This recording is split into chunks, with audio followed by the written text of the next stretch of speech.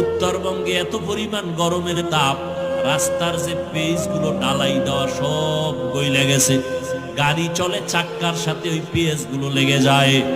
এত গরম রে বাবা, যারা গুনাহ নিয়ে কবরে যাবে আল্লাহ পাক রব্বুল আলামিন তাদের সূর্যের গরমের মধ্যে ফালায় দিবে।